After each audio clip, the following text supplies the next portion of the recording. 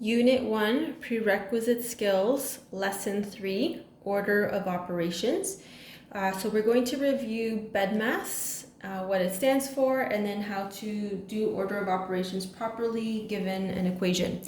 So B stands for brackets. So anything that's in a bracket is going to be done first. E stands for exponents. So that is, you look at that second. D and M are together. So you're just going to do these ones in order that they occur. So division and multiplication. And then addition and subtraction are the A and the S, and you're going to do those parts last. And again, you do those in order that they occur. So our first example, we've got 5, 9 take away 3 in brackets with an exponent plus 4. So when I look over this question, I want to identify what I'm doing first. So the bracket is going to be first. I'm just going to number them for this example. The exponent is going to be second. The multiplication here is going to be done third, and then the addition is going to be done fourth. So this should technically take me 4 steps. So if I'm not touching a number, I write it still in the same location that it's found in. So 9 take away 3 is in brackets, so that's what I'm going to do first. So 9 take away 3 is 6, so that stays in brackets. The exponent 3 stays put, and then the plus 4. Next step, in my second equal sign, I'm going to be doing the exponent part next. So the 5 stays put. The 6 to the power of 3, if you punch that in on your calculator, you'll get 216, and that should still be plus 4. The next part is the multiplication, so you can now do 5 times 216, which is 1080, and I still have plus 4. And then my last part is my addition, so this becomes 1084. All right, next one. So before you do any writing down of any numbers, just take a look at your equation just to see what you are doing first. So I don't see any exponents. I don't see anything that I have to simplify within a bracket. So I see multiplication here, division here, and addition and subtraction here.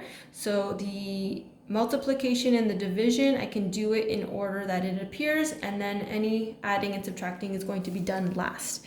So 4 times -3 is what I see first, so that becomes -12, and that's going to be divided by -2, and then this is going to be take away -5. All right, so I still have some division to work out first. So -12 divided by -2, I have 2 negative numbers. 12 divided by 2 is 6. It's going to be positive because I have a negative divided by a negative. And then this is going to be take away -5. Now, when you are subtracting integers, remember from lesson 1, you're going to add the opposite. So this gets rewritten as 6 plus, and the opposite of -5 is +5.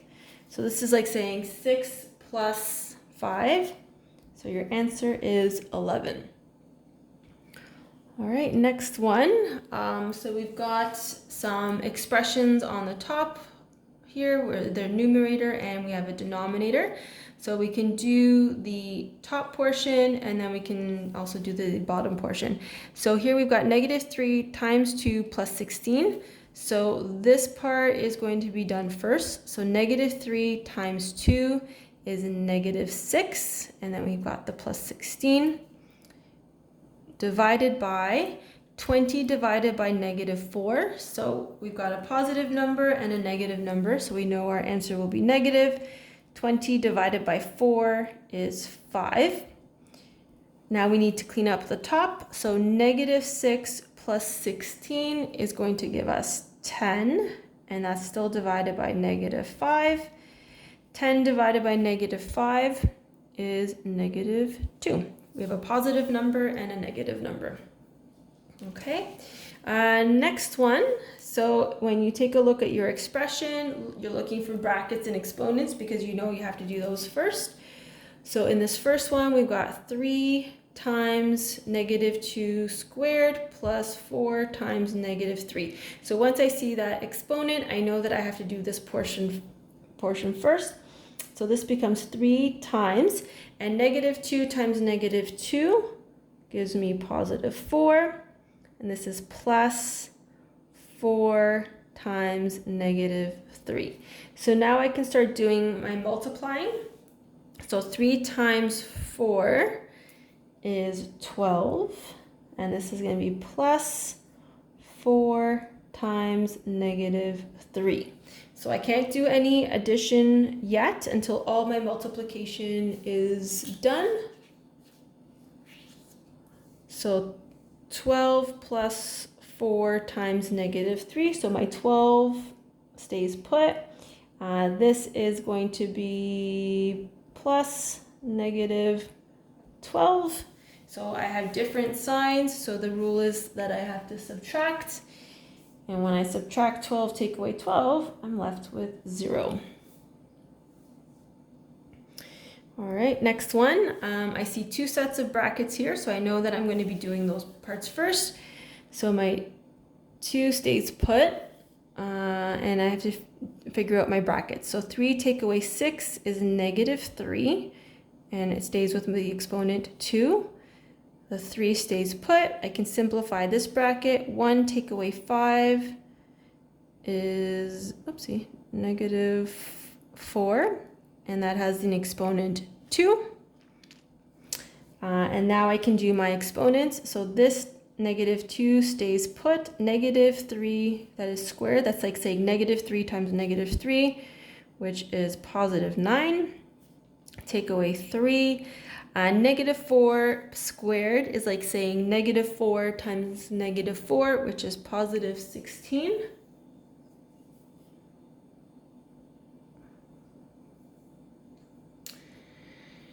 Okay, and then we can do some more simplifying. So negative 2 times 9 is negative 18. Negative 3 times 16 is negative, take away 48, like that. They're both negative, so we can just subtract. So that becomes negative 66, like so. Okay, so now let's try some with fractions.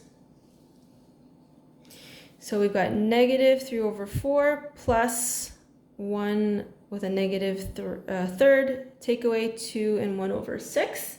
So what we're going to want to do is we're going to want to get rid of this mixed fraction. So that's step number 1. So just for simplicity's sake, I like to put my negatives at the top. And then this becomes 6 times 2 plus 1, which is 13 over 6. All right, next part, we need to figure out what our, sorry, this is a 1. Lowest common denominator, which is going to be 12. And so we've got 3 fractions to convert. So I like to fill in the fractions beforehand, and then I can just insert my numerators. So to go from 4 to 12, I have to multiply by 3. To go from 3 to 12, I have to multiply by 4. And to go from 6 to 12, I have to multiply by 2. So I do this step just to help me keep organized. So then this fraction becomes negative 9. This fraction becomes negative 4.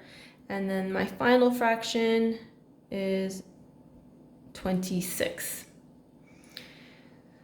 So once you have all of these in lowest common denominator 12, what you can do is just in your calculator, you can say negative 9 plus negative 4, take away 26.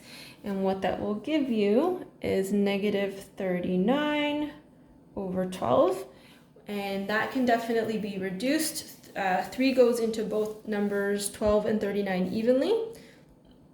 So then that becomes negative 13 over 4. All right, last one.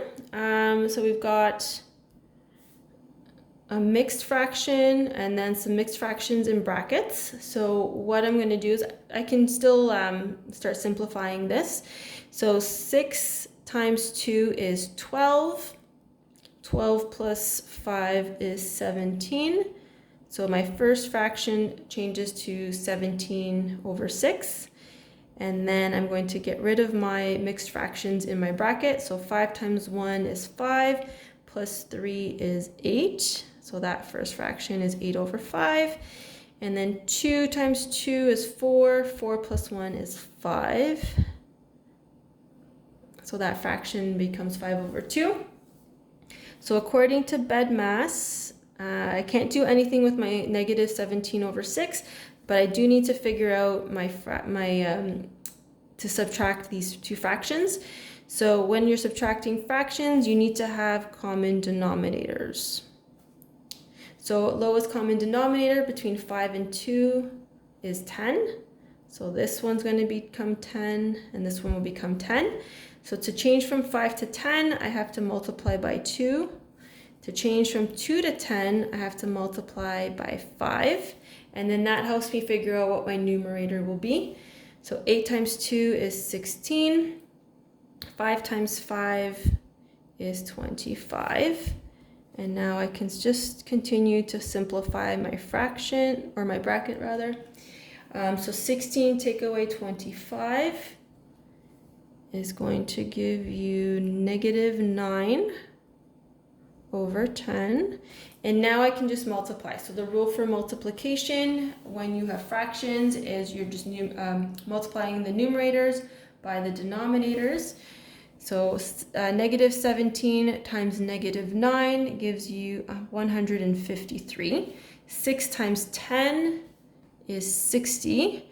And then your final step whenever you're dealing with fractions is it in lowest terms?